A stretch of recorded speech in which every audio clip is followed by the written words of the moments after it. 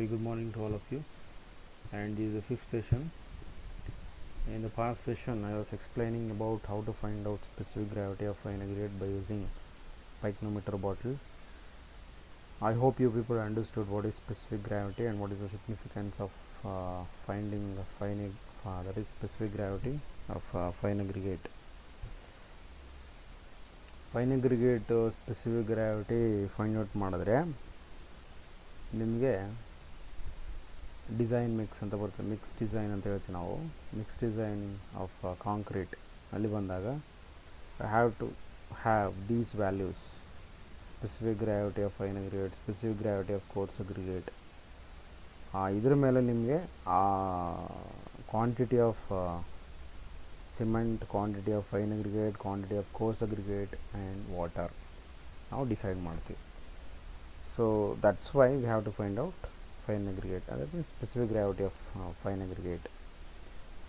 Specific gravity ತುಂಬ ಜಾಸ್ತಿನೂ ಇರೋಂಗಿಲ್ಲ, ತುಂಬ ಕಡಿಮೆ ಇರೋಂಗಿಲ್ಲ. We have a range 2.6 to 2.8. this is a variation. Normally we will get this value 2.6 to 2.8. Even we have the same procedure to find out specific gravity for coarse aggregate. We will see later here. So I hope that is understood. Now I will explain what is density. So here density, here this can also be defined as unit weight of an aggregate. Nothing but density is referred to the ratio of mass or weight by volume of any material and is expressed in terms of kg per cubic meter or kg per liter. So this can be measured in two units: kg per cubic meter or meter cube, or kg per liter. This is standardized unit. So it is very simple.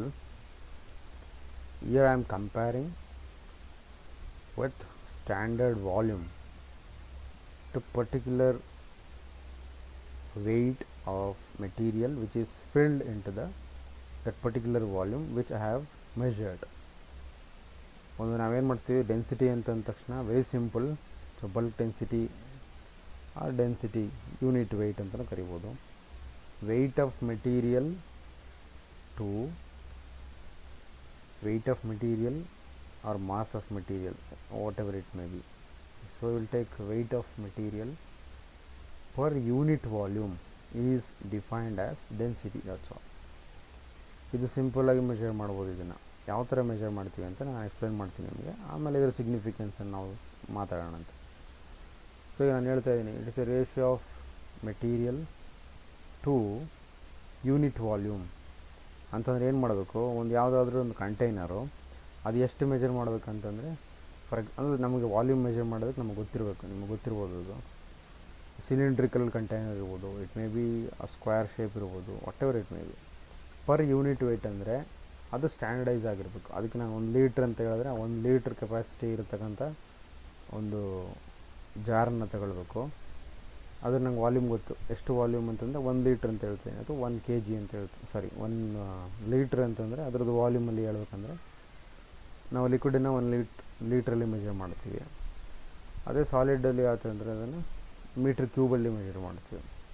So ಈಗ ನಾನು metre ಕ್ಯೂಬಲ್ಲಿ measure ಮಾಡೋದಾದರೆ I will take it as 1 metre cube. 1 metre cube ಅಷ್ಟು ಒಂದು container ಇದ್ದರೆ, ಆ ಕಂಟೈನರಿಗೆ ನಾನು ಪೂರ್ತಿ ಫೈನ್ ಅಗ್ರಿಗೇಟ್ ಹಾಕಿದ್ರೆ ನಾನೇನು ಮಾಡ್ತೀನಿ, first I have to take weight of sample which is to be filled in to the 1 metre cube jar or container. 1 metre cube measure ಮಾಡ್ತಕ್ಕಂಥ ಜಾರು ಅಥವಾ ಕಂಟೈನರ್ ಒಳಗಡೆಗೆ ಪೂರ್ತಿ ಫೈನ್ ಅಗ್ರಿಗೇಟನ್ನು ತುಂಬಬೇಕು. ತುಂಬಿದಂಥ ಅಗ್ರಿಗೇಟು ಎಷ್ಟು ವೆಯ್ಟ್ ಆಯಿತು ಅಂತೇಳಿ ನಾನು ವೇಯ್ ಮಾಡಬೇಕು ಸಪ್ರೇಟ್. ಯಾವ ಥರ ವೇಯ್ ಮಾಡ್ತೀರಿ? I will tell you very simple procedure. First you weigh the container of 1 liter capacity or 1 meter cube capacity. Litre ಅಂದರೆ ಭಾಳ ಚಿಕ್ಕದಾಗ್ತದೆ, ಮೀಟರ್ ಕ್ಯೂಬ್ ಅಂದರೆ ತುಂಬ ದೊಡ್ಡ ಕಂಟೈನರ್ ಆಗ್ತದೆ. These are the unit measurements. ಈ ಕಂಟೈನರ್ನ ಏನು ಮಾಡ್ತೀನಿ, ಫಸ್ಟ್ ವೇಯ್ ಮಾಡ್ತೀನಿ. ವೇಯ್ ಮಾಡಿದಾಗ ಎಷ್ಟೋ ಒಂದು ವೆಯ್ಟ್ ಬರ್ತದೆ ಅದರದ್ದು. So right it in kgs. So next ಏನು ಮಾಡ್ತೀನಿ, ಆ ಫೈನ್ ಅಗ್ರಿಗೇಟ್ ನಾನು ಏನು ಸ್ಯಾಂಪಲ್ ಇರ್ತಾನೆ ಅದನ್ನು ಕಂಪ್ಲೀಟ್ ಫಿಲ್ ಮಾಡ್ತೀನಿ. ಫಿಲ್ ಮಾಡಿ ಆ ಕಂಟೈನರು ಪ್ಲಸ್ ಸ್ಯಾಂಪಲ್ ಎರಡನ್ನು ವೇಯ್ ಮಾಡ್ತೀನಿ. call that as W2. So W1 gotu, W2 gotu. If you want weight of sample, then you have to deduct W1 by W2. ಯಾಕೆ W2 ಅಲ್ಲಿ ಎರಡು ಇದೆ, sample weight ಇದೆ, container weight ಇದೆ. W1 ಅಂದರೆ it has only weight of container. So ಎರಡನ್ನ weight of container ತೆಗೆದ್ರೆ you will get weight of sample. So that is the first step. So you will get weight of sample filled into the container divided by unit volume ಅಂತಂದರೆ I know the volume, that is 1 meter cube. So you divide by 1 meter cube, so you will get unit weight of the aggregate, that is defined as density. So now, so this is very simple. So sample ಎಷ್ಟು weigh ಮಾಡಿದಿರಿ ಅಷ್ಟನ್ನು ತಗೊಂಡಿದ್ದೀರಿ, ಅದೆಷ್ಟು ಬಂದಿರ್ತದೆ. For example I will tell you ಎಷ್ಟು ಬರ್ತದೆ ಅಂತ ನನಗೂ ಗೊತ್ತಿಲ್ಲ, ನಾನು ಒಂದು ಎಕ್ಸಾಂಪಲ್ ನಿಮ್ಗೆ ಹೇಳ್ತಾ ಇರೋದು. For example it weigh is about 1400 kg, 1400 kg ಅಂತ ಬಂದಿತ್ತು. Divide by 1 metre cube. ಮೇಲ್ಗಡೆದು ಕೆ ಜಿಲಿ ಇರ್ತದೆ, ಕೆಳಗಡೆದು ಡಿನಾಮಿನೇಟ್ರಲ್ಲಿ ಬಂದಾಗ ಅದು 1 ಮೀಟ್ರ್ ಕ್ಯೂಬ್ ಇರ್ತದೆ. ಸೊ ಅದರ ಯೂನಿಟ್ ಏನಾಯ್ತು ಹಂಗಿದ್ರೆ 1400 kg per metre cube. Metre cube ಅಂದ್ರೆ ಒಂದೇ, ಕ್ಯೂಬಿಕ್ ಮೀಟರ್ ಅಂದರೂ ಒಂದೇ. So these of 1400 kg per meter cube.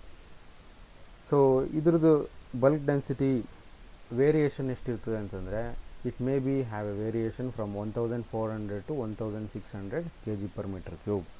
ಒಂದು ಮೀಟರ್ ಕ್ಯೂಬ್ ಅಂದರೆ ನಿಮಗೆ ಗೊತ್ತಿರಬೇಕು 1 meter length, 1 meter breadth and 1 meter depth. ಅಂಥ ಕಂಟೈನರ್ ಒಳಗಡೆ ನಾವು ಫೈನಗ್ರೇಟ್ ಹಾಕಿದಾಗ ಅದು ವೆಯ್ಟ್ ಎಷ್ಟು ಬರ್ತದೆ ಅಂತಂದರೆ it weighs about 1400 to 1600 kg per meter cube. So you can ask one question in this. What is the question? So the variation, why these variation 1400 to 1600? If you take any sample, so it may have value 1400, some sample will give 1500, some sample will give 1550, some sample will give 1600 kg per meter cube. So these variation depends on particle size and the shape of the aggregate, and moreover it depends on a packing arrangement, how we are going to compact the material. So depends on these factors. So ಅಂತಂದರೆ ನೀವು bulk density weight ಮಾಡಬೇಕು, ನಾನು ಹೇಳಿದೆ ಏನು ಮಾಡಬೇಕು, ಅಗ್ರಿಗೇಟನ್ನು, fine ಅಗ್ರಿಗೇಟನ್ನು ಅದರೊಳಗಡೆ ತುಂಬಬೇಕಂತ ಹೇಳಿದ್ರೆ. Actually ಅಲ್ಲಿ ತುಂಬಬೇಕಾದ್ರೆ ಏನು ಮಾಡ್ತೀವಿ ಅಂದರೆ ವಿ ಹ್ಯಾವ್ ಟು ನಾರ್ಮಲಾಗಿ ಒಂದು ಸತಿ ಬಲ್ಕ್ ಡೆನ್ಸಿಟಿ ಕ್ಯಾಲ್ಕುಲೇಟ್ ಮಾಡಬೇಕಾದಾಗ ಏನು ಮಾಡ್ತೀವಿ ಅಂದರೆ it has to be filled layer by layer, it has to be compacted. Why? Because we have to remove the air voids, or sometime we have to compact very well because in order to remove that porosity ಅಂತ ಏನು ಹೇಳ್ತೀವಿ, ನೀವು ಕರೆಕ್ಟಾಗಿ compact ಮಾಡಲಿಲ್ಲ, ಅದನ್ನು ಕರೆಕ್ಟಾಗಿ fill ಮಾಡಲಿಲ್ಲ ಅಂತಂದರೆ ಒಳಗಡೆ ಗ್ಯಾಪ್ಸ್ಗಳು ಉಳ್ಕೊಂಡಿರುತ್ತೆ. ಆ ಗ್ಯಾಪ್ ವೆಯ್ಟ್ ಆಟೋಮೆಟಿಕ್ಕಾಗಿ ಕಡಿಮೆ ಬರ್ತದೆ. ಸೊ ನಿಮಗೆ ಆಟೋಮೆಟಿಕ್ ಏನಾಗ್ತದೆ ಅಂತಂದರೆ ಡೆನ್ಸಿಟಿ ಕಡಿಮೆ ಬರ್ತದೆ. ಸೊ ಅದಕ್ಕೆ ಇಲ್ಲಿ 3 ಫ್ಯಾಕ್ಟರ್ಗಳು ಬರ್ತದೆ. ಒಂದು ಪಾರ್ಟಿಕಲ್ ಸೈಜ್ ಮೇಲೆ, ಪಾರ್ಟಿಕಲ್ ದಪ್ಪ ಇತ್ತಂದರೆ ಗ್ಯಾಪ್ ಜಾಸ್ತಿ ಆಗ್ತದೆ, ಪಾರ್ಟಿಕಲ್ ಸೈಜ್ ಕಡಿಮೆ ಇತ್ತಂದರೆ ಗ್ಯಾಪು ಕಡಿಮೆ ಉಳಿತದೆ. ಹೀಗಾಗಿ bulk density varies. Particle size ಕಡಿಮೆ ಇತ್ತಂದರೆ ಬಲ್ಕ್ ಡೆನ್ಸಿಟಿ ಜಾಸ್ತಿ ಬರ್ತದೆ, ಪಾರ್ಟಿಕಲ್ ದಪ್ಪ ಇತ್ತಂದರೆ ಬಲ್ಕ್ ಡೆನ್ಸಿಟಿ ಕಡಿಮೆ ಬರ್ತದೆ. So these of. And second one, shape of the aggregate. Shape round size ಇತ್ತಂದರೆ ಆಟೋಮೆಟಿಕ್ಕಾಗಿ ಗ್ಯಾಪ್ ಜಾಸ್ತಿ ಬರ್ತದೆ. ಸೊ ಹಾಗಾಗಿ ವೆಯ್ಟ್ ಆಟೋಮೆಟಿಕ್ ಕಡಿಮೆ ಆಗ್ತದೆ. ವೆಯ್ಟ್ ಕಡಿಮೆ ಆದರೆ density reduces. So this second factor. And third factor, what I will explain, right, based on your packing. Right, if anything left out in that paragraph, you can read it out. So this much is enough. So first one, you have learned the definition. What is bulk density? It is the weight of sample. It is the ratio of weight of sample to volume of the container, which is measured, that is known, that is 1 meter. So the unit will be always measured in kg per meter cube or kg per liter, that is a standardized unit. Normally the variation of this bulk density for fine aggregate will be from 1400 to 1600 kg per meter cube, and there are some factors which will going to influence the bulk density. Those are, the first one is size of the aggregate, second one is shape of the aggregate, and arrangement of the particle in the container. So these are the factors it will going to influence. And what is the significance of this means, based on the bulk density we will going to decide, that means it will going to influence the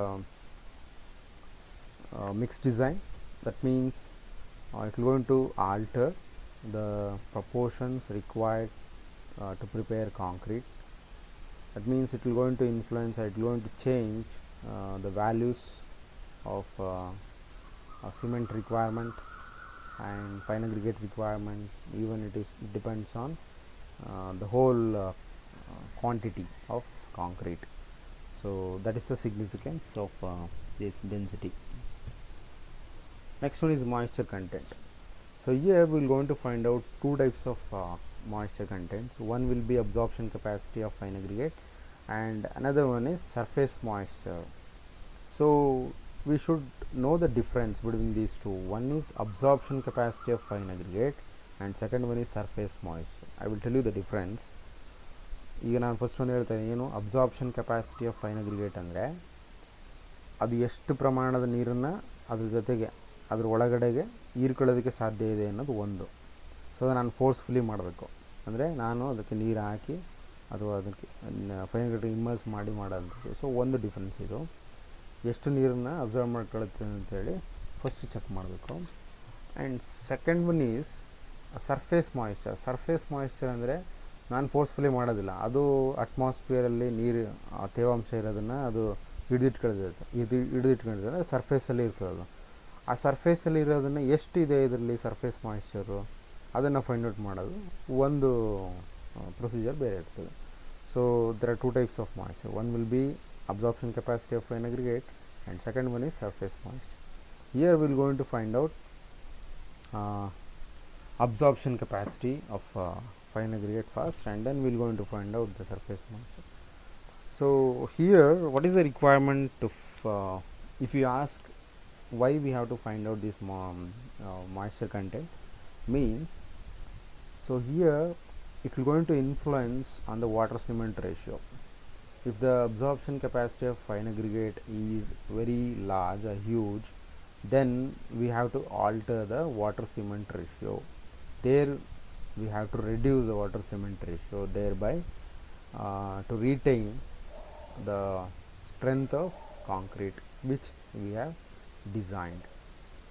so ಇಲ್ಲಿ ಏನಾಗ್ತದೆ ಅಂತಂದರೆ, ನೀವು moisture content fine aggregate ಒಂದೊಂದು parent rock ಮೇಲೆ depend ಆಗಿರ್ತದೆ. Some time will get different types of fine aggregate, all or river sand or it may be M sand, that means manufactured sand or crushed sand. So moisture capacity ಒಂದೊಂದು ಥರ ಇರ್ತದೆ. ಯಾಕೆ ಒಂದೊಂದು ಥರ ಇರ್ತದೆ ಅಂತಂದರೆ, ಫಾರ್ ಎಕ್ಸಾಂಪಲ್ ಕಾಟನ್ ಬಟ್ಟೆ ಇರ್ತದೆ, ಅದಕ್ಕೆ ನೀರು ಅದ್ದಿದ್ರೆ ಜಾಸ್ತಿ ಹೀರ್ಕೊಳ್ತದೆ. ಯಾಕೆ ಅಂದರೆ it is made up of cotton and the properties like that. ಅದೇ ನೀವು ಪಾಲಿಸ್ಟರ್ ಯೂಸ್ ಮಾಡಿದ್ರೆ ನೀರಿಗೆ ಅದ್ದಿದ್ರೆ ನೀರು ಹೀರೋದಿಲ್ಲ ಅದು ಜಾಸ್ತಿ, ಯಾಕೆ it is made up of plastic. So ಅಂದರೆ ಪ್ರಾಪರ್ಟೀಸ್ ಡಿಫರ್ಸ್. ಸೊ ಇಲ್ಲೂ ಅಷ್ಟೇ, some time it may be made up of igneous rock, it may be made up of sedimentary rocks, it may be made up of metamorphic rocks. So parent rocks and mineral arrangements and mineral compositions are different. So therefore this moisture content differs. So based on this capacity of water absorption depends. So the quantity of absorption depends on the mineral present in the particular rock. So now if you want to calculate this moisture content, we have a simple procedure. So we will going to use some pan ಅಂದರೆ ನಾವೇನು ಪಾತ್ರೆ ಥರ ಇರ್ತಿಲ್ಲ ಅದನ್ನು PAN ಅಂತ ಕರಿತೀವಿ. ಪ್ಯಾನ್ಗಳು ಬೇಕು. And you need oven ಅಂದರೆ mechanical arrangement ಇರ್ತಕ್ಕಂಥದ್ದು. ಹೀಟ್ ಬರ್ತದೆ ನಿಮಗೆ. ಓವನ್ ಗೊತ್ತಿರ್ತದೆ, ಸಾಮಾನ್ಯವಾಗಿ ಅಡುಗೆ ಕಿಚನ್ ಓವನ್ ಬೇರೆ ಇರ್ತದೆ, ನಮ್ಮಲ್ಲಿ ಲ್ಯಾಬ್ರೇಟ್ರಿಗೆ ಓವನ್ಸು ಬೇರೆ ಇರ್ತದೆ. ಅದರದ್ದು ಕೆಪಾಸಿಟಿ ಬೇರೆ, ಇದರದ್ದು ಕೆಪಾಸಿಟಿ ಬೇರೆ ಇರ್ತದೆ. ಈವನ್ ಬೇಕ್ರೀಸಲ್ಲಿ ಯೂಸ್ ಮಾಡ್ತೀವಿ ಓವನ್ನು. ಅದೇ ರೀತಿ ಓವನ್ನು ನಾವೇನು ಮಾಡ್ತೀವಿ ಅಂದರೆ ಲ್ಯಾಬೊರೇಟ್ರೀಸಲ್ಲಿ ಇಟ್ಕೊಂಡಿರ್ತೀವಿ, ಎಕ್ಸ್ಟರ್ನಲ್ ಟೆಂಪ್ರೇಚರ್ ಪ್ರೊವೈಡ್ ಮಾಡೋದಕ್ಕೋಸ್ಕರ. So we can fix out the temperature. So oven ಬೇಕು, ಪ್ಯಾನ್ಗಳು ಬೇಕು, we need sample. We have very simple procedure. So here we will gonna take a standard weighed sample. So will going to call it as W1. ಅಂದರೆ ಏನು ಮಾಡಬೇಕು, first ಒಂದು weigh ಸ್ಯಾಂಪಲ್ನ ತಗೋಬೇಕು, ಅದೆಷ್ಟು ಬೇಕಾದ್ರೂ ಇರ್ಬೋದು. You can take measured one. For example, I will take 100 grams of sample, or you can take half kg of sample. No need of standardizing. ನಾವು ಸ್ಟ್ಯಾಂಡರ್ಡಾಗಿ ತಗೋಬೇಕು ಅಂತೇನಿಲ್ಲ. ಫಾರ್ ಎಕ್ಸಾಂಪಲ್ ನಾನೊಂದು ಅರ್ಧ ಕೆ ಜಿ ಸ್ಯಾಂಪಲ್ನ ತಗೊಂಡೆ. I will gonna call it as W1. So ಈ W1 sample ಏನು ತಗೊಂಡಿದ್ದೀರಿ, ಆ ಸ್ಯಾಂಪಲಲ್ಲಿ ಸರ್ಫೇಸ್ ಮಾಯಿಶ್ಚರು ಇರ್ಬೋದು, ಅದರೊಳಗಡೆ ನೀರು ಇರ್ಬೋದು, ಅದನ್ನು ನಾನು ಅಬ್ಸಾರ್ಬ್ ಮಾಡಿರ್ಬೋದು, ಅಥವಾ ಸರ್ಫೇಸಲ್ಲಿ ನೀರು ಇರ್ಬೋದು, ಎರಡು ಥರ ಇರ್ಬೋದು. I will gonna call it as W1, that is 500 grams of sample. Then I have to immerse this sample in water for 24 hours. ನಾನೇನು ಮಾಡ್ತೀನಿ, ಸ್ಯಾಂಪಲ್ ತಗೊಂಡಿದ್ದೀನಿ, ಪ್ಯಾನಲ್ಲಿ ಹಾಕೊಂಡು ಏನೂ ಮಾಡೋಂಗಿಲ್ಲ, ಅದರೊಳಗಡೆ ನೀರು ನಮ್ಮ ತೊಟ್ಟಿ ಕಟ್ಕೊಂಡಿರ್ತೀವಿ ಲ್ಯಾಬ್ರೇಟ್ರಿಯಲ್ಲಿ, ಆ ತೊಟ್ಟಿಯಲ್ಲಿ ಏನು ಮಾಡಬೇಕು, ಆ ತೊಟ್ಟಿಲಿ ಅದನ್ನು ಇಮ್ಮರ್ಸ್ ಮಾಡಬೇಕಾದ್ರೆ ಹುಷಾರಾಗಿ ಮಾಡಬೇಕು. ಆ ಸ್ಯಾಂಪಲ್ಲು ಮತ್ತು ನೀವು ಫಾಸ್ಟಾಗಿ ಮಾಡೋದು ಏನಾಗ್ತದೆ ಅಂದರೆ ಸ್ಯಾಂಪಲ್ ಎದ್ದೋಗ್ಬಿಡ್ತದೆ, ಮೇಲ್ಗಡೆಗೆ ಎದ್ದು ಆ ಕಡೆ ಚದುರೋಗ್ಬಿಡ್ತದೆ. ಆ ಥರ ಆಗಬಾರ್ದು. ನಿಧಾನಕ್ಕೆ ಏನು ಮಾಡಬೇಕು, ಆ ಸ್ಯಾಂಪಲ್ನ ವಾಟ್ರಲ್ಲಿ ಇಮ್ಮರ್ಸ್ ಮಾಡಬೇಕು. ಸೊ ದೆನ್ ಆಫ್ಟರ್ 24 hours ಅಂದರೆ 24 ಗಂಟೆ, ಒಂದು ದಿವಸ ಆಗಬೇಕು, ಅದಕ್ಕೆ 24 ಗಂಟೆ ಬಿಟ್ಬಿಡ್ಬೇಕು. ಏನಾಯಿತು ಅವಾಗ ಅಂತಂದರೆ ಅದ್ರದ್ದು ಎಷ್ಟು ಕೆಪಾಸಿಟಿ ಇರ್ತದೆ ಅಷ್ಟು ಕೆಪಾಸಿಟಿ ತನಕ ಏನು ಮಾಡ್ತೀವಿ, it will going to absorb water. So it will going to absorb the water to its capacity. ಒಂದೊಂದಕ್ಕೆ ಥರ ಕೆಪಾಸಿಟಿ ಇರುತ್ತೆ ಸ್ಯಾಂಪಲಿಗೆ. ಸೊ ಇಲ್ಲೇನಾಯಿತು, 24 hours ನೀರುಗಡೆ ಇಮ್ಮರ್ಸ್ ಮಾಡಿದ ತಕ್ಷಣ ಅದು ತನ್ನ ಕೆಪಾಸಿಟಿ ಏನಿರುತ್ತೆ ಅದು ಕೆಪಾಸಿಟಿ ಸೇರಿಸಿ ನೀರನ್ನ ಹೀರ್ಕೊಳ್ತದೆ. So after 24 hours you remove the sample from the tank from the water. ನೀರಿಂದ ತೆಗಿಬೇಕು ಈಚೆಗೆ. ಸೊ ತೆಗೆದೇನು ಮಾಡಬೇಕು, ಇಮ್ಮಿಡಿಯೇಟು ಪ್ಯಾನಲ್ಲಿ ನೀರು ಆಗಿರುತ್ತಲ್ಲ ಅದನ್ನೆಲ್ಲ ಒರೆಸ್ಬಿಟ್ಟು, ಸೊ ನೀರನ್ನೆಲ್ಲ ತೆಗಿಬೇಕು. ಯಾವ್ದು ನೀರನ್ನ ತೆಗಿಬೇಕಂದ್ರೆ, ನಾವು ನೀರಲ್ಲಿ ಇಮ್ಮರ್ಸ್ ಮಾಡಿರ್ತೀವಲ್ಲ ಆ ಎಕ್ಸ್ಟ್ರಾ ನೀರನ್ನು ಮಾತ್ರ ತೆಗಿಬೇಕು. ಸ್ಯಾಂಪಲಿದ ನೀರನ್ನು ಹಂಗೆ ಇಡಬೇಕು. ಅದನ್ನು weight in the weighing machine, so call that as W2. So ನಾವೇನು ವೇ ಮಾಡ್ತೀರಿ ಆ ಸ್ಯಾಂಪಲ್ನ ಏನಂತ ಕರಿತೀನಿ, W2 ಅಂತೇಳಿ ಕರಿತೀನಿ. ಸೊ ಹಿಯರ್ ನಿಮಗೊಂದು ಅಬ್ಸರ್ವ್ ಮಾಡೋದು, ಫಸ್ಟು W1 ಅಂತಂದ್ರೆ ಏನು, ವೆಯ್ಟ್ ಆಫ್ ಸ್ಯಾಂಪಲ್ ಟೇಕನ್. ಅದಕ್ಕೇನು ಆಲ್ಟ್ರ್ ಮಾಡಿಲ್ಲ, ಏನು ಆ್ಯಸ್ ಇಟ್ ಈಸ್ ಎಷ್ಟು ಸ್ಯಾಂಪಲ್ ಇತ್ತು ಅದನ್ನು ನೀಟಾಗಿ ತಗೊಂಬಂದೆ W1 ಅಂತ ಕರೆದೆ. ನೆಕ್ಸ್ಟ್ W2 ಅಂದರೆ ಏನು, weight of sample which is immersed for 24 hours. 24 hours immerse ಮಾಡಿದ್ವಿ, ವಾಟರ್ ಅಬ್ಸಾರ್ಬ್ಸ್ ಆಗಿಬಿಟ್ಟಿದೆ, ಎಷ್ಟು ಆಗಿದೆ ಅದು W2 ಅಂತ ಆಯಿತು. ಅಂದರೆ always W2 is greater than W1. W2 ಅನ್ನೋದು W1ಗಿಂತ ಯಾವಾಗಲೂ ಜಾಸ್ತಿ ಇರುತ್ತೆ, ಯಾಕೆಂದರೆ ನೀರು ಅಬ್ಸರ್ವ್ ಮಾಡ್ಕೊಂಬಿಟ್ಟಿದೆ ಈಗ ಆಲ್ರೆಡಿ. ಈಗ ನಾನೇನು ಮಾಡಬೇಕಂದ್ರೆ ಪರ್ಸೆಂಟೇಜ್ ಕಂಡುಹಿಡಿಬೇಕು, percentage of water absorbed. So ಅದಕ್ಕೆ ವೆಯ್ಟ್ ಆಫ್ ವಾಟರ್ ಎಷ್ಟು ಅಂತ ಬೇಕು, weight of water to weight of sample ಮಾಡಬೇಕು. ಸೊ ಅದು ಮಾಡಬೇಕಂದ್ರೆ first one W2 minus W1, you will get weight of water absorbed. W2 minus W1 ಮಾಡಿದ್ರೆ you will get weight of water absorbed from the sample.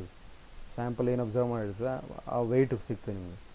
So divided by weight of sample, original ಏನು sample ತಗೊಂಡಿದ್ದೀರಿ ಅದರ weight ಮಾಡಬೇಕು ಅಂದರೆ W1. So ಅದಕ್ಕೆ formula ಏನು ಬರ್ತದೆ ಅಂದರೆ you will get a formula W2 minus W1 divided by W1 into 100.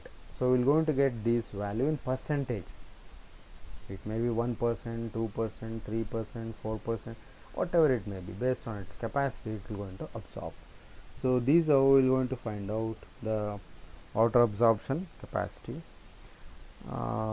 Here we have a margin, so I will tell you.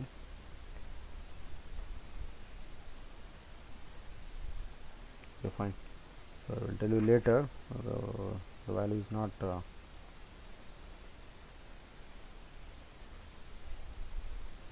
coarse aggregate. Okay, fine.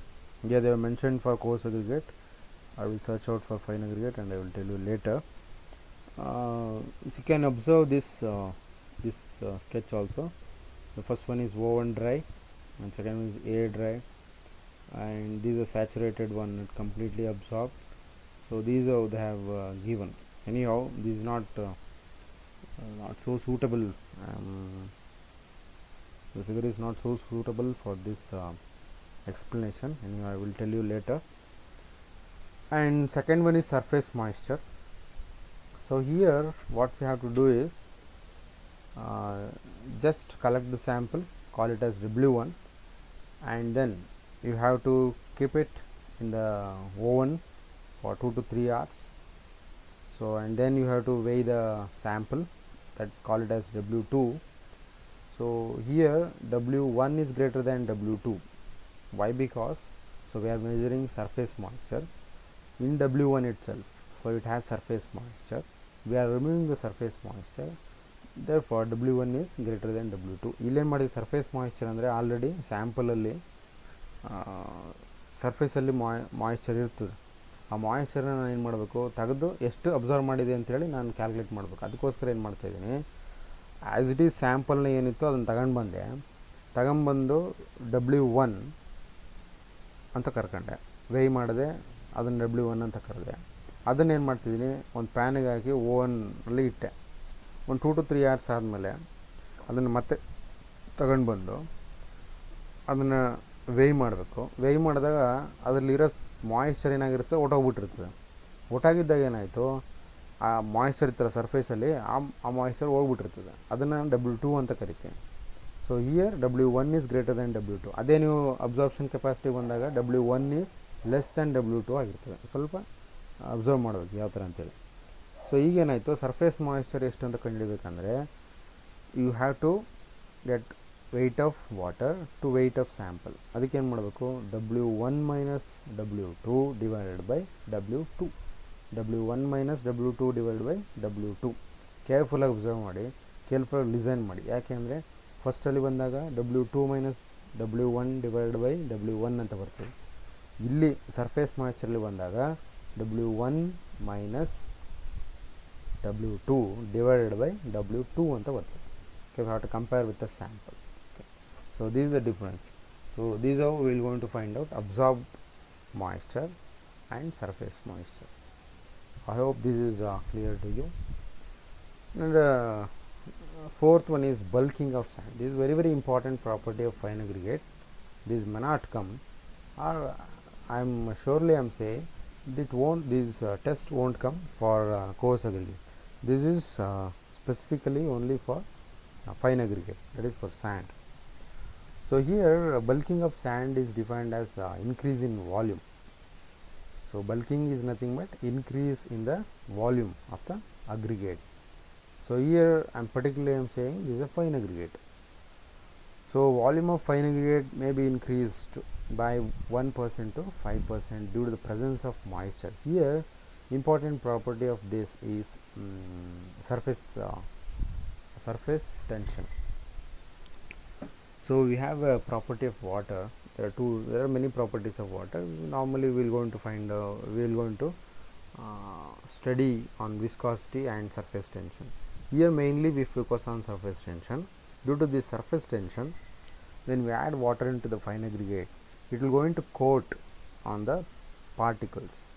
So ಇಲ್ಲೇನಾಗ್ತದೆ, surface ಟೆನ್ಷನಿಂದಾಗಿ water ನೀವು add ಮಾಡಿದಾಗ ಆ fine aggregate ಏನಾಗ್ತದೆ, ಸಣ್ಣ size ಇರೋದ್ರಿಂದ ಅದ್ರ ಸುತ್ತ ಒಂದು ಫಿಲಮ್ ಫಾರ್ಮ್ ಆಗ್ತದೆ, ವಾಟ್ರಿಂದ ಒಂದು ಫಾರ್ಮ್ ಆಗ್ತದೆ. ಅದರಿಂದ ಏನಾಗ್ತದೆ, ಈ ವಾಟರ್ ರಿಪೆಲೆಂಟ್ ಆ್ಯಕ್ಷನ್ ಆಗ್ತದೆ. ಒಂದೊಂದು ಪಾರ್ಟಿಕಲ್ ಸುತ್ತಲೂ ವಾಟರ್ ಫಿಲಮ್ ಆಗೋದ್ರಿಂದ, ಅಂದರೆ ಒಂದು ಲೇಯರ್ ಫಾರ್ಮ್ ಆಗೋದ್ರಿಂದ ಅದು ದೂರ ಹೋಗ್ತದೆ. ಆ ದೂರ ಹೋಗೋದಾಗ ಏನಾಯಿತು, ಎಲ್ಲ ವಾಲ್ಯೂಮು ಇನ್ಕ್ರೀಸ್ ಆಗೋಕ್ಕೆ ಸ್ಟಾರ್ಟ್ ಆಗ್ತದೆ. ಸೊ ಅದಕ್ಕೆ ಬಲ್ಕಿಂಗ್ ಅಂತ ಹೇಳ್ತೀವಿ. ಬಲ್ಕಿಂಗ್ ಆಫ್ ಸ್ಯಾಂಡ್ ಅಂದರೆ ಇದೆ. ಸೊ ಇದು ಯಾಕೆ ಬರ್ತದೆ ಈ ಪ್ರಾಪರ್ಟಿ ಅಂದರೆ, surface tension created by water when we add in to the fine aggregate of sand. So ನೀವು ಜ್ಞಾಪಕ ಇಟ್ಕೋಬೇಕು, ಬಲ್ಕಿಂಗ್ ಆಫ್ ಸ್ಯಾಂಡ್ ಯಾಕೆ ಬರ್ತದೆ ಅಂದರೆ due to surface tension. So ಇದಕ್ಕೊಂದು ಸ್ಯಾಚುರೇಷನ್ ಅಂತ ಇರ್ತದೆ. ಸ್ಯಾಚುರೇಷನ್ ಅಂದರೆ, ಈಗ ಫಾರ್ ಎಕ್ಸಾಂಪಲ್ ನಿಮಗೆ ಅರ್ಥ ಆಗ್ಬೇಕಂತಂದರೆ, ನಮಗೆ ಹೊಟ್ಟೆ ಹಸಿಯುತ್ತೆ. ಹೊಟ್ಟೆ ಹಸಿದಾಗ ನಾವೇನು ಮಾಡ್ತೀವಿ, ತುಂಬ ಹೊಟ್ಟೆ ಹಸಿದೆ ಅಂತ ಇಟ್ಕೊಳ್ಳೋಣ, ನಾವು ತಿನ್ನೋದಕ್ಕೆ ಶುರು ಮಾಡ್ತೀವಿ. ನಮ್ಮದೊಂದು ಕೆಪಾಸಿಟಿ ಇರ್ತದೆ. ಕೆಪಾಸಿಟಿ ಅಂದರೆ ಫಾರ್ ಎಕ್ಸಾಂಪಲ್ ನಾನು ಹೇಳೋದಾದರೆ, ನಾನೊಂದು 3 to 4 ಚಪಾತಿ ತಿನ್ಬೋದು ಅಂತ ಇಟ್ಕೊಂಡ್ರೆ, ಫಸ್ಟು ತಿಂತೀನಿ ಚಪಾತಿ ಚೆನ್ನಾಗಿರ್ತದೆ, 2 ತಿಂತೀನಿ, 3 ತಿಂತೀನಿ, 4 ತಿಂತೀನಿ ಚಪಾತಿ ಅಂತ ಇಟ್ಕೊಂಡು. 4 ತಿಂದಾದ್ಮೇಲೆ ಏನಾಯಿತು, ನಿಮಗೆ ಸ್ಯಾಚುರೇಷನ್ ರೀಚ್ ಆದ ನಿಮ್ಮ ಕೈಯಲ್ಲಿ ಆಗಲ್ಲ. ಅಂದರೆ ಏನಾಯಿತು, ನೀವು ತಿನ್ನೋದು ಆ ಪ್ರಾಸೆಸ್ ಏನಿರ್ತದೆ ಅದನ್ನು ಆಟೋಮೆಟಿಕ್ಕಾಗಿ ಕಡಿಮೆ ಮಾಡುತ್ತೆ. ಫಸ್ಟು ಬಗ ತಿಂತೀರಿ, ಯಾಕೆ ಹೊಟ್ಟೆ ಹಸ್ಬಿಟ್ಟಿರ್ತದೆ. ತಿಂದು ಆದಮೇಲೆ 4 ಚಪಾತಿ ತಿಂದಾದ್ಮೇಲೆ ನಿಮಗೆ ಆಟೋಮೆಟಿಕ್ಕಾಗಿ ಸ್ಲೋ ಡೌನ್ ಆಗ್ತದೆ. ನೀವು ಬೇಕಂತಂದರೆ ಏನಾಗ್ತದೆ, ಭಾಳ ಸ್ಲೋ ಆಗಿ ತಿನ್ನೋದಕ್ಕೆ ಸ್ಟಾರ್ಟ್ ಮಾಡ್ತೀವಿ. ಸೊ ಇದು ಸ್ಯಾಚುರೇಷನ್ ಪಾಯಿಂಟ್. ಸೊ ಇದು ಬೇರೆದಕ್ಕೂ ಎಕ್ಸ್ಪ್ಲೇನ್ ಮಾಡ್ಬೋದು. ಫಾರ್ ಎಕ್ಸಾಂಪಲ್ ನಿಮ್ಗೆ ಜ್ವರ ಬಂದಿರ್ತದೆ. ಜ್ವರ ಬಂದಾಗ ಫಸ್ಟ್ನೇ ದಿನ ಒಂದು ಸ್ವಲ್ಪ ಏನಾಗ್ತದೆ, ತುಂಬ ಜ್ವರ ಬಂದಿರ್ತದೆ.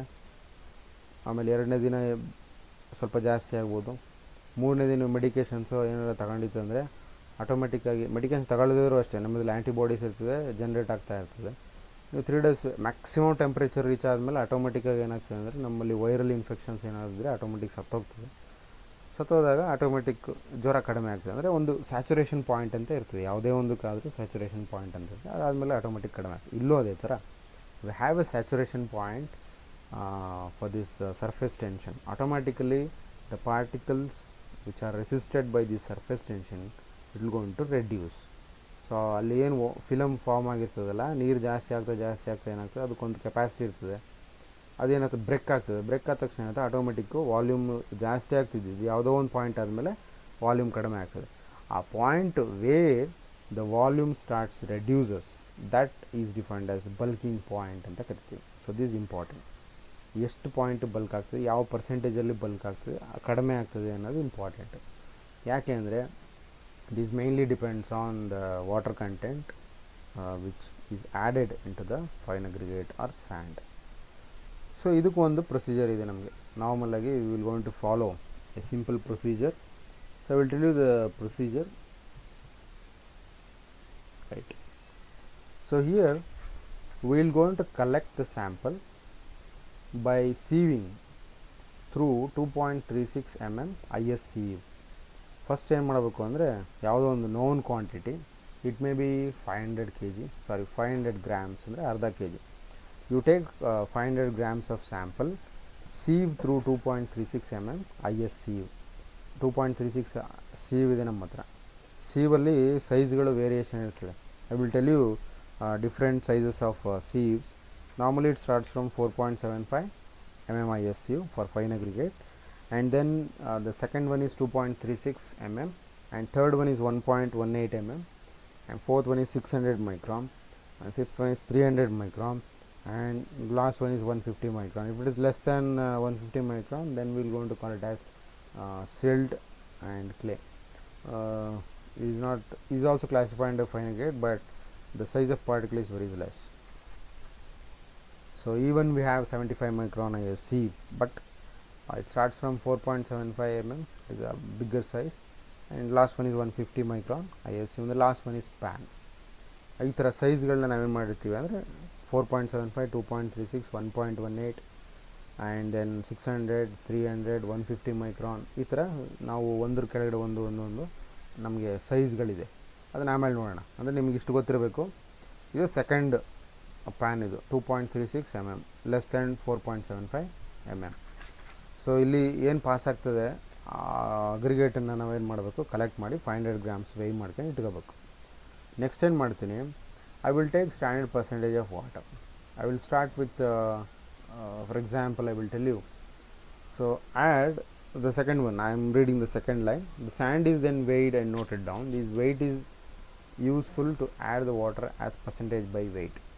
ಸೊ ಇಲ್ಲಿ ನಾನು ಏನಕ್ಕೆ ವೇಯ್ ಮಾಡಿದೆ ಅದನ್ನ 500 grams ಅಂದರೆ ಆ ವೇಯ್ಗೆ ಕಂಪೇರ್ ಮಾಡಿ ಪರ್ಸೆಂಟೇಜ್ ಆಫ್ ವಾಟರ್ನ ಆ್ಯಡ್ ಮಾಡ್ತೀನಿ. For example 2% of water, 1% of water, 3% of water ಅಂತಂದರೆ I am comparing with the sample. 500 grams into 2% ಅಂದರೆ ಎಷ್ಟಾಯಿತು, 500 into 2 divide by 100, you will get a value. ಅಷ್ಟು ml ಆಫ್ ವಾಟರ್ನ ಏನು ಮಾಡಬೇಕು, ಸ್ಯಾಂಡಿಗೆ ಆ್ಯಡ್ ಮಾಡಬೇಕು. The sand is placed in mixing pan without any loss. I have 1% of water by mass of sand. Mix the sand and water thoroughly by hand. So ಇಲ್ಲಿ ನಾನು ಏನು ಮಾಡ್ತೀನಿ ಅಂದರೆ ಆ್ಯಕ್ಚುಲಿ ಹ್ಯಾಂಡ್ ಯೂಸ್ ಮಾಡ್ಬೋದು. ಯಾಕೆ hand use ಮಾಡ್ಬೋದು ಅಂದರೆ ನಮ್ಮದು ಒಂದು ಬಾಡಿ ಟೆಂಪ್ರೇಚರ್ ಇರುತ್ತೆ. ಈ ಬಾಡಿ ಟೆಂಪ್ರೇಚರಿಂದಾಗಿ ನಾವು ಮಿಕ್ಸ್ ಮಾಡಬೇಕಾದ್ರೆ ಆ ವಾಟರು ಎವಾಪ್ರೇಟ್ ಆಗೋ ಚಾನ್ಸಸ್ ಇರ್ತದೆ. ಸೊ ಅದಕ್ಕೋಸ್ಕರ ನಾವೇನು ಮಾಡಬೇಕು ಅಂದರೆ ಹ್ಯಾಂಡಲ್ಲಿ ಮಿಕ್ಸ್ ಮಾಡಬಾರ್ದು. We have to mix by using this trowels ಏನಿರುತ್ತೆ ಆ ಟ್ರಾವೆಲ್ಸಲ್ಲಿ ಮಿಕ್ಸ್ ಮಾಡಬೇಕು. ಪ್ಯಾನು ಯಾವುದೇ ವಾಟರ್ ಇರಬಾರ್ದು. ಇವೆಲ್ಲ ಪ್ರಿಕಾಷನ್ಸ್ ತಗೋಬೇಕು ನೀವು. 1% ಆಫ್ ವೆಯ್ಟ್ ಆಫ್ ವಾಟರ್ ಅಂದರೆ 500 ಇಂಟು 1 ಡಿವೈಡ್ ಬೈ 100 ಅಂದರೆ will get 5 ml of water. 5 ml of ವಾಟರ್ನ ಫಸ್ಟ್ ಟ್ರಯಲಲ್ಲಿ ಏನು ಮಾಡ್ತೀನಿ, ಆ ಸ್ಯಾಂಪಲಿಗೆ ಹಾಕ್ತೀನಿ. ಅದನ್ನು ಥರೋಲಿ ಮಿಕ್ಸ್ ಮಾಡಬೇಕು. ಮಿಕ್ಸ್ ಮಾಡಿ ಏನು ಮಾಡಬೇಕು, ಒಂದು ಮೆಜರಿಂಗ್ ಜಾರ್ ಇರುತ್ತೆ ನಮ್ಮ ಹತ್ರ. ಸೊ ಆ ಮೆಜರಿಂಗ್ ಜಾರಿಗೆ ಅದೇ 4 step. Put the wet sand loosely in to the container without tamping it. Tamp ಮಾಡೋಂಗಿಲ್ಲ, ಜಸ್ಟ್ ಏನು ಮಾಡಬೇಕು, ಅದರೊಳಗಡೆಗೆ ಆ್ಯಡ್ ಮಾಡಬೇಕು. ನಾರ್ಮಲಾಗಿ ನಮಗೆ ಅದ್ರದ್ದು ಕೆಪಾಸಿಟಿ ಎಷ್ಟಿರುತ್ತೆ ಅಂತಂದರೆ ಒಂದು 2 ಲೀಟ್ರ್ ಕೆಪಾಸಿಟಿ ಇರ್ತದೆ, ಅಂದರೆ 2000 ml ಕೆಪಾಸಿಟಿ ಜಾರು. ಆ ಜಾರಿಗೆ ಹಾಕಿದಾಗ you can measure the reading. ಅಂದರೆ ಡೈರೆಕ್ಟ್ ನಿಮ್ಗೆ ಗೊತ್ತಾಗ್ತದೆ ಎಷ್ಟು ಸ್ಯಾಂಪಲ್ ಹಾಕಿದ್ದೀನಿ ಅದರೊಳಗಡೆ ಅಂತೇಳಿ ಗೊತ್ತಾಗ್ತದೆ. So next, smooth and level the top surface of the moisture sand, measure its height. ಅದೇ ಹೇಳಿದ್ನಲ್ಲ, ಅದರಲ್ಲಿ ನಮಗೆ ಮೆಜರಿಂಗ್ ಜಾರಲ್ಲಿ ಇಂಡಿಕೇಟರ್ಸ್ ಇರುತ್ತೆ ನಮಗೆ ಎಷ್ಟೆಷ್ಟು ಬರ್ತದೆ ಅಂತೇಳಿ. ಫಾರ್ ಎಕ್ಸಾಂಪಲ್ 2 ml ಇತ್ತಂದರೆ ವಿ ಹ್ಯಾವ್ 100 mlಗೆ ಒಂದು, ಸೊ ಫಾರ್ ಎಕ್ಸಾಂಪಲ್ 10 mlಗೆ ಒಂದು ಮೆಜರ್ಮೆಂಟ್ ಇರ್ತದೆ. ಅದರಲ್ಲಿ ನಾವು ಕೌಂಟ್ ಮಾಡ್ಬೋದು ಎಷ್ಟು ಮೆಜರ್ಮೆಂಟ್ ಅಂತೇಳಿ. So you have to repeat this procedure for 4 to 6 and above by adding increment of 1% of water. So if you start from 1% of water, next increment will be another 1%, and again it will be 3 and 4 and 5 6. So you repeat this procedure until the volume of sand reduces. So ಇದೇನಾಯಿತು ಅಂದರೆ, ಈಗ first 1% ಹಾಕಿದ್ದೀನಿ, second ಟ್ರಯಲಲ್ಲಿ ಇನ್ನೊಂದು percent add ಮಾಡ್ತೀನಿ. So totally 2% ಆಯಿತು. ಮತ್ತೆ ಇನ್ನೊಂದು ಪರ್ಸೆಂಟ್ ಹಾಕ್ತೀನಿ, ಟೋಟಲ್ 3%, ಕ್ಯುಮ್ಯುಲೇಟಿವ್ 3% ಆಯಿತು. ಮತ್ತೆ ಇನ್ನೊಂದು ಪರ್ಸೆಂಟ್ ಆಫ್ ವಾಟರ್ ಹಾಕ್ತೆ, ಮತ್ತೆ ಏನಾಯಿತು 4. So on, increase the value by 1%, that is the increment. So you will get a point where the volume of sand automatically reduces. So I will tell you it is not mentioned. Anyway, I will explain here itself how it can be measured. So here, right. So ಇದನ್ನು ನೋಡಿದ್ರೆ ನಿಮ್ಗೆ ಗೊತ್ತಾಗ್ತದೆ. First one ಇಲ್ಲಿ ಏನಾಗಿರುತ್ತೆ ಅಂದರೆ, ಇದು sample, ಇದು water, ನಾನು ಸ್ಯಾಂಪಲ್, ಇದು ಸ್ಯಾಚುರೇಷನ್ ಪಾಯಿಂಟ್ಸ್, ಇದು ತೋರಿಸ್ತಾ ಇದ್ದೀನಿ ಫಾರ್ ಎಕ್ಸಾಂಪಲ್ ಅಷ್ಟೇ. ಸೊ ಇದು ಮೆಜರಿಂಗ್ ಜಾರು. ನಾನು ಮಿಕ್ಸ್ ಮಾಡಿದ್ಮೇಲೆ ಸ್ಯಾಂಡನ್ನು ಹಾಕಿದ್ಮೇಲೆ ನಿಮಗೆ ಇಲ್ಲಿ ರೀಡಿಂಗ್ಸ್ಗಳು ಬರ್ತಾ ಇರ್ತದೆ. ಫಾರ್ ಎಕ್ಸಾಂಪಲ್ ನಾನು ಒಂದು ಅರ್ಧ kg ಸ್ಯಾಂಡನ್ನು ವೇ ಮಾಡಿ ಹಾಕಿದ್ದೀನಿ, 1% of water, 5 ml of water ಅಂದರೆ ಎಲ್ಲ ಮಿಕ್ಸ್ ಮಾಡಿ ಹಾಕಿದ್ಮೇಲೆ ಇದು ರೀಡಿಂಗ್ ಈ ಥರ ಬರ್ತದೆ. ಆ್ಯಕ್ಚುಲಿ ಈ ಥರ ಇರಬಾರ್ದು, ಲೆವೆಲ್ ಮಾಡಬೇಕಿದ್ದು. ನಿಮಗೆ ಟ್ಯಾಂಪಿಂಗ್ ರಾಡ್ ಇರ್ತದೆ ನಮ್ಮ ಹತ್ರ, ಒಂದು 60 ಸೆಂಟಿಮೀಟರ್ ಲೆಂತು, ಮತ್ತು ಅದು ಒಂದು 16 mm ಡಯಾಮೀಟರ್ ಇರ್ತದೆ. ಸೊ ಅದು ನೀವು MT ಲ್ಯಾಬಿಗೆ ಹೋದಾಗ ಇದನ್ನೆಲ್ಲ ನೋಡ್ತೀರಿ, ಮೆಜರಿಂಗ್ ಜಾರ್ ಯಾವ ಥರ ಇರ್ತದೆ, ಟ್ಯಾಂಪಿಂಗ್ ರಾಡ್ ಯಾವ ಥರ ಇರ್ತದೆ, ಇದನ್ನೆಲ್ಲ ನೋಡ್ತೀರಿ ನೀವು. ಇದ್ರಲ್ಲಿ ಜಸ್ಟ್ ನೀವು ಒಂದು ಅಬ್ಸರ್ವ್ ಮಾಡ್ಬೋದು ಅಷ್ಟೇ. ಇದು ಆ್ಯಕ್ಚುಲಿ ತಪ್ಪಿದು ಫಿಗರು. ನೀವೇನು ಮಾಡಬೇಕು, ಸ್ಯಾಂಡನ್ನು ಕರೆಕ್ಟ್ ಲೆವೆಲಿಗೆ ಇಡಬೇಕು, ಇಲ್ಲಿ ಮೆಜರ್ ಮಾಡಬೇಕು. ಮೆಜರ್ಮೆಂಟ್ ಹೇಳೋದಾದರೆ, ಇದನ್ನು ಹೇಳೋದಾದರೆ 350 ml ಅಂತ ಹೇಳ್ತೀನಿ. ಇಲ್ಲಿಗೆ ಬಂದರೆ ಎಷ್ಟು, ಇಲ್ಲಿಗೆ ಬಂದರೆ ಎಷ್ಟು, ನಿಮಗೆ ಗೊತ್ತಾಗಬೇಕು, ಅದು ಮೆಜರ್ ಮಾಡೋದಕ್ಕೆ ಬರಬೇಕು. ಸೊ ಇಲ್ಲಿ ಒಂದು ಗ್ರಾಫ್ ತೋರಿಸಿದ್ದೀನಿ ನಾನು, percentage of moisture or water added and then percentage increase in volume ಅಂತ ಇದೆ. If you draw the graph for different samples, so ಇಲ್ಲಿ ನೋಡಿ, this is for different samples. So green line, blue line and you can say this is red or orange. So 3 ಬೇರೆ ಬೇರೆ ಥರ ಲೈನ್ಗಳು ಬಂದಿದ್ದಾವೆ ಅಂದರೆ these for different samples ಅಂತ ಅರ್ಥ. So these for coarse sand, for medium sand and these for fine sand. ಅಂದರೆ ಇಲ್ಲಿ ಒಂದು ಅರ್ಥ ಮಾಡ್ಕೋಬೋದು ಈ ಗ್ರಾಫಲ್ಲಿ, ಏನು, fine sand bulks more, bulking ಜಾಸ್ತಿ. ಫೈನ್ ಸ್ಯಾಂಡಲ್ಲಿ ಬಲ್ಕಿಂಗ್ ಜಾಸ್ತಿ ಇರ್ತದೆ, ಕೋರ್ಸ್ ಸ್ಯಾಂಡಲ್ಲಿ ಬಲ್ಕಿಂಗ್ ಕಡಿಮೆ ಇರ್ತದೆ ಅಂತ. Bulking of sand is less in case of coarse sand and is more in case of fine sand. So normally will going to prefer this medium sand. Bulking ಜಾಸ್ತಿನೂ ಆಗಬಾರ್ದು, ಕಡಿಮೆನೂ ಆಗಬಾರ್ದು. So these influence in water cement ratio as well as in what we call in the mixed proportions. So therefore we have to concentrate on this bulking of sand. So ಇದರಲ್ಲಿ ಈ graph ಯಾವ ಥರ ಬಂತು ಅದಕ್ಕೆ ಹೇಳಿದ್ರು, percentage of moisture. So ಇಲ್ಲಿ graph ಯಾವ ಥರ ಪ್ಲಾಟ್ ಮಾಡಬೇಕಂದ್ರೆ, 1% ಆಫ್ ವಾಟರ್ಗೆ ಎಷ್ಟು ಬಲ್ಕ್ ಆಯಿತು, 2% ಆಫ್ ವಾಟರ್ಗೆ ಎಷ್ಟಾಯಿತು, 3%ಗೆ ಎಷ್ಟಾಯಿತು, 5%ಗೆ ಎಷ್ಟಾಯಿತು. ಸೊ ಈ ಥರ ಇಲ್ಲಿ ಮಾಡಿದಾಗ ನೀವು ಒಂದು ಅಬ್ಸರ್ವ್ ಮಾಡ್ಬೋದು, ಈ ಬಲ್ಕಿಂಗು ಇನ್ಕ್ರೀಸ್ ಆಯ್ತಾ ಹೋಯ್ತು. ಯಾವುದೋ ಒಂದು ಸ್ಯಾಂಪಲಿಗೆ ಇನ್ಕ್ರೀಸ್ ಮಾಡಿ times maximum value, and after that it starts reducing, ಕಡಿಮೆ ಆಗಿ ಸ್ಟಾರ್ಟ್ ಆಯಿತು. ಸೊ ಈ ಪಾಯಿಂಟಿಗೆ ಬಲ್ಕಿಂಗ್ ಪಾಯಿಂಟ್ ಅಂತ ಕರಿತೀವಿ. ಸೊ ಈ ಕಂಪ್ಲೀಟ್ ಫಿನಾಮಿನಾ ಪ್ರೊಸೀಜರ್ ಏನಿದೆ, ನಾಟ್ ಪ್ರೊಸೀಜರ್, ಫಿನಾಮಿನಾ, ಅದಕ್ಕೆ ಏನಂತ ಕರಿತಾ ಇದ್ದೀನಿ, ಅದಕ್ಕೆ ಬಲ್ಕಿಂಗ್ ಆಫ್ ಸ್ಯಾಂಡ್ ಅಂತೇಳಿ ಕರಿತಾ ಇದ್ದೀನಿ. So this was the explanation about bulking of sand. So I hope this is understood to you. Right, here you can see a percentage of bulking, fine sand, medium sand, coarse sand ಅಂತೇಳಿ example ತಗೊಂಡಿದ್ದಾರೆ ಅವರು. Moisture add ಮಾಡ್ತಾಯಿದೆ 1%, 2, 3, 4, 5, 6, 7. 7 8 ಮಾಡಿದ್ದಾರೆ ಇಲ್ಲಿ. Okay, no problem. So percentage of ಇದನ್ನು add ಮಾಡ್ತಾರೆ ಅಂದರೆ 1% ಬದಲು 2%, 3% ವೇರಿ ಮಾಡ್ತಾ ಹೋಗುತ್ತೆ. ಸೊ ಇಲ್ಲಿ ಫಸ್ಟ್ ಒನ್ 1 2 ಅಂದರೆ ಇದು ಕ್ಯುಮುಲೇಟಿವ್ ಆಯಿತು. 1 + 1 2, 2 + 1 3, 3 + 1 4, 4 + 1 5, 5 + 1 6, 6 + 1 7 ಬದಲು 8 2 1 6 + 2% ಆ್ಯಡ್ ಮಾಡಿದ್ರು. ಸೊ ಯಾಕೆ ಆ್ಯಡ್ ಮಾಡಿದ್ರು ಅಂದರೆ ಇಲ್ಲಿ ಹೇಳ್ತೀನಿ ನಿಮಗೆ. ಸೊ ಇಲ್ಲಿ ತನಕ ನೋಡಿ, 6 ತನಕ ಏನಾಯಿತು, ಇಲ್ಲಿ 16 26 32 36 38 38 5ಗೆ 38 ಆಯಿತು. 38 ಆದಮೇಲೆ ರೆಡ್ಯೂಸ್ ಆಗಿ ಸ್ಟಾರ್ಟ್ ಆಗಿದೆ. ಅಂದರೆ ದಿಸ್ ಅ ಸಿಗ್ನಿಫಿಕೆಂಟ್ ವ್ಯಾಲ್ಯೂ. 5 ತನಕ ಅಷ್ಟೇ ಬೇಕು ನನಗೆ, ಅದಾದಮೇಲೆ ಇನ್ಕ್ರಿಮೆಂಟ್ ಜಾಸ್ತಿ ಮಾಡಿದ್ದೀನಿ. 1% ಆ್ಯಡ್ ಮಾಡೋ ಅವಶ್ಯಕತೆ ಇಲ್ಲ ಅಂತ ಅದರ ಅರ್ಥ ಅಷ್ಟೇ. So 38 here also you can see medium sand ಆದರೆ 8 16 22 27 29 ಆದಮೇಲೆ ಮತ್ತೆ ಕಡಿಮೆ ಆಗಿ ಸ್ಟಾರ್ಟ್ ಆಯಿತು. ಅಂದರೆ ಈ point important 5. So again for coarse sand 6 12 15 17 18. So again it starts reducing after 18 ಅಂದರೆ 6% ಆದಮೇಲೆ ಬಲ್ಕಿಂಗ್ ಸ್ಟಾರ್ಟ್ ಆಯಿತು, ಅಂದರೆ ಕಡಿಮೆ ಆಗಿ ಸ್ಟಾರ್ಟ್ ಆಯಿತು. ಇಲ್ಲಿ ತನಕ ಬಲ್ಕ್ ಆಯಿತು, ಅದಾದಮೇಲೆ ಕಡಿಮೆ ಆಗಿ ಸ್ಟಾರ್ಟ್ ಆಯಿತು ವಾಲ್ಯೂಮ್. ಸೊ ಈ ಪಾಯಿಂಟ್ ಇಂಪಾರ್ಟೆಂಟ್. 6% ಆಫ್ ವಾಟರ್ಗೆ 6% of water, if you add 6% of water in to the sand, then it's bulks, ಅಂದರೆ ವಾಲ್ಯೂಮ್ ಜಾಸ್ತಿ ಆಗ್ತದೆ ಅಂತ. 6% ತನಕ ವಾಲ್ಯೂಮ್ ಜಾಸ್ತಿ ಆಗ್ತದೆ, ಆದಮೇಲೆ ಕಡಿಮೆ ಆಗ್ತದೆ. ಈ ಕಂಪ್ಲೀಟ್ ಏನು ಪಿಕ್ಚರ್ ಇದೆಯಲ್ಲ, ಇದಕ್ಕೆ ನಾನು ಬಲ್ಕಿಂಗ್ ಆಫ್ ಸ್ಯಾಂಡ್ ಅಂತೇಳಿ ಕರಿತಾ ಇದ್ದೀನಿ. Okay, right. So this important, bulking of and. ಇದು ಯಾವ ಥರ ಮೆಜರ್ ಮಾಡ್ತೀನಿ ಅಂತೇಳಿ ನಾನು ಎಕ್ಸ್ಪ್ಲೇನ್ ಮಾಡಿದ್ದೀನಿ. ನಿಮ್ಗೆ ಅರ್ಥ ಆಗಲಿಲ್ಲ ಅಂದರೆ ಇನ್ನೊಂದು ಸರಿ ರಿಪೀಟ್ ಕೇಳಿ, ಇಲ್ಲ ಅಂದರೆ ನಾನು ಯಾವಾಗಲಾದ್ರೂ ಸಿಕ್ಕಿದ್ರೆ ಅಥವಾ ನೀವು ನನಗೆ ವಾಟ್ಸಾಪಲ್ಲಿ ಚಾಟ್ ಮಾಡಿ ಕೇಳ್ಬೋದು. So these about bulking of and. So today in this class we have discussed about density, bulk density of fine aggregate, and then moisture content. There are two types of moistures. One will be absorbed moisture and will be surface moisture, and third one is bulking of sand. This is very, very important. Okay, fine. So if you have any doubts, please ask through WhatsApp. So I will wind up here itself. Thank you.